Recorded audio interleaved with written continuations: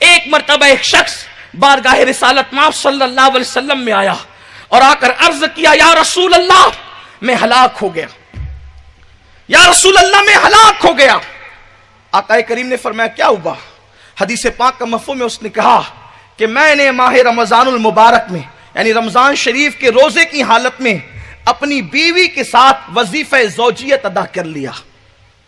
بزرگوں کی موجودگی میں، بچوں کی موجودگی میں اس سے زیادہ محتاط اور بائیہا الفاظ اس معاملے کو پیش کرنے کے لیے میرے پاس نہیں ہے۔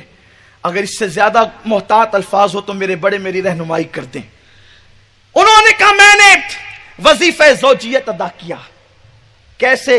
روزے کی حالت میں، جبکہ حرام ہے، اور اللہ کا قانون یہ ہے کہ اگر ایسا کیا تو 60 روزے رکھے یا 60 مسکین کو کھانا کھلائے، یہی تو ہے، غلام آزاد کرے۔ شریعت نے مختلف انداز میں اس کا کفارہ بتایا، اس کو کفارہ کہتے ہیں۔ آنے والا آیا، دیکھیے بڑے سے بڑے مفتی صاحب کے پاس کوئی بھی مسئلہ لے کر کے آئے گا، مفتی صاحب کہیں گے یہ ہے اور یہی ہے، اگر وہ واقعی مفتی ہے تو یہ ہے اور یہی ہے، اس کے سوا کچھ نہیں۔ الحمدللہ ہم سنیوں کے یہاں تو فتوے بکتے نہیں ہیں، ہم لوگ فتوے بیچنے والے، فتوہ فروخت لوگ ہم نہیں ہیں۔ اس لیے ہمارے یہاں جو بات برسوں سے کہی جا رہی ہے وہ بات آج بھی کہی جا رہی ہے، اور انشاءاللہ قیامت تک یہی بات کہی جائے گی۔ سبحان اللہ سبحان اللہ۔ اس لیے کہ ہماری شریعت جو ہے وہ پارلیمنٹ کی میز پر بیٹھ کر تیار نہیں ہوئی ہے، شریعت مصطفیٰ جان رحمت نے عطا فرمائی ہے۔ تو ہمارے یہاں قانون نہیں بدلتے، قانون ہمارے یہاں تبدیل نہیں ہوتے، اللہ اکبر، لیکن مصطفیٰ جان رحمت کی بارگاہ عرش مقام ہے۔ آنے والا آ کر کہتا ہے حضور ایسا ایسا ہو گیا، اللہ کے رسول صلی اللہ علیہ وسلم نے ان کو کفارہ بتایا کہ 60 روزے رکھ لو۔ کفارے میں ظاہر سی بات ہے کہ ایک روزے میں صبر نہ ہوا تو 60 میں پھر صبر کیسے ہو سکتا تھا؟ انہوں نے کہا حضور نہیں کر سکتا، 60 روزے نہیں رکھ سکتا۔ تو کہا 60 مسکینوں کو کھانا کھلا دو، کہا یہ بھی نہیں کر سکتا۔ غلام آزاد کر دو، کہا حضور یہ بھی نہیں کر سکتا۔ اللہ کے حبیب صلی اللہ علیہ وسلم کو وہ کہتے جاتے تھے نہیں کر سکتا نہیں کر سکتا۔ دیکھیے کوئی دوسرا مفتی ہوتا، مجیب ہوتا تو وہ کیا کہتا؟ نہیں کر سکتے تم جانو، ہم نے تو قانون بتا دیا۔ یہ جو بات کہی جا رہی حضور صرف قانون بتانے والے ہیں، یعنی دوسرے الفاظ میں کتاب میں نبی کو ڈاکیا کی حیثیت دی گئی ہے، وہ تو صرف ڈاکیا کی طرح ہیں، وہ لاتے ہیں اللہ سے اور ہمیں پہنچا دیتے ہیں۔ آپ بتائیں جس سے لاتے ہیں اور جس تک پہنچاتے ہیں ڈاکیا کی حیثیت کیا ہوتی ہے؟ لوگ نبی کو ڈاکیا کہتے ہیں، استغفر اللہ۔ اللہ تبارک و تعالیٰ لوگوں کو ہدایت عطا فرمائے۔ پھر لوگ ہم سے کہتے ہیں اختلاف کی بات نہ کیا کرو، لوگ تو خود اختلاف کے کانٹے بوتے ہیں، اگر ان کانٹوں کو ہم اٹھائیں تو ہم مجرم کیوں ہیں؟ ہم کیوں مجرم ہیں؟ اور خدا کی عزت کی قسم ہمارے باپ کی آبرو پر ہونے والے حملے کو ہم برداشت کر سکتے ہیں، نبی کی عظمت پر ہونے والے حملے کو مسلمان کبھی برداشت کر ہی نہیں سکتا اگر اس کے دل میں ایمان کی ذرہ برابر رمق باقی ہے، کیونکہ خدا کی عزت کی قسم اللہ نے ہمیں جو جان عطا کی ہے وہ مصطفیٰ جان رحمت کے صدقے میں عطا کی ہے، اس لیے کہ جان تو بستروں پر بھی جا سکتی ہے، لیکن جو جان مصطفیٰ جان رحمت کے عشق میں جائے وہ جان پر ہزاروں زندگیاں قربان ہیں۔ دل ہے وہ دل جو تیری یاد سے معمول رہا، سر ہے وہ سر جو تیرے قدموں پہ قربان گیا۔ نعرے تکبیر، نعرے رسالت یا رسول اللہ، نعرے رسالت یا رسول اللہ۔ شریعت کو تحفظ ناموں سے مصطفیٰ کو تحفظ دیے بغیر ہو نہیں سکتا، اور یاد رکھیں شریعت سیاسی لیڈروں سے کبھی محفوظ نہیں ہوئی ہے، شریعت کو تحفظ ملا ہے تو خانقاہوں سے ملا ہے۔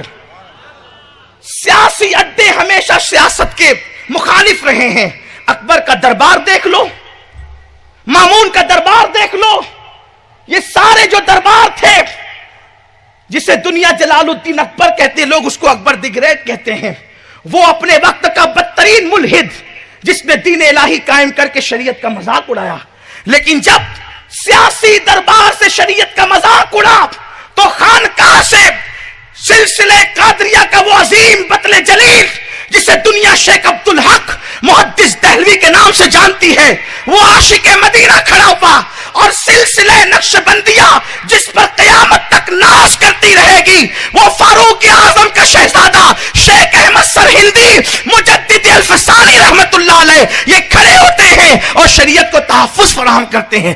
لیکن جنہوں نے شریعت کو تحفظ دیا ان کا صاحب شریعت سے قلبی دل کا تعلق تھا، تبھی شریعت کو تحفظ نصیب ہوا۔ جن کا تعلق قلب کا مصطفیٰ جان رحمت سے نہیں ہوگا وہ شریعت کو کبھی تحفظ نہیں دے سکتے۔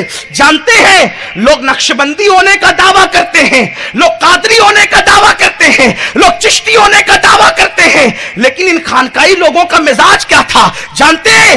شیخ عبدالشیخ مجدد الفسانی احمد فاروقی سرہندی کیا کہتے ہیں؟ اپنے مکتوبات میں فرماتے ہیں کہ اے اللہ میں تیری عبادت اس لیے کرتا ہوں کہ تو میرے محمد کا خدا ہے۔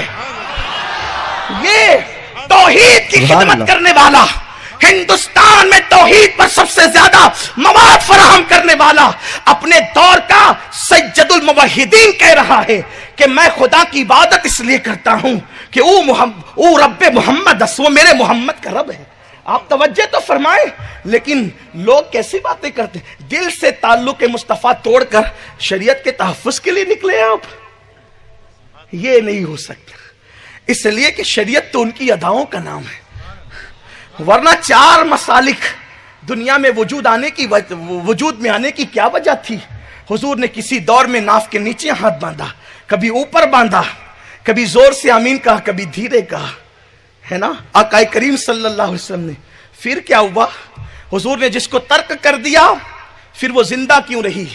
اس لیے کہ صوفیہ فرماتے ہیں اللہ کی مرضی تھی، محبوب نے جس ادا کو باقی رکھا وہ بھی باقی رہے، جس کو ترک کر دیا وہ بھی باقی ہے۔ تیری سیرت تیری صورت زمانے سے نرالی ہے، تیری ہر ادا پیارے دلیل بے مثالی ہے۔ ہم اللہ کے قانون کے محتاج ہیں، قانون کے مطابق ہم نے کرنا ہے، حضور جو کرے وہی قانون بن جاتا ہے۔ ارے حضور چھوڑ دے تو قانون بنتا ہے۔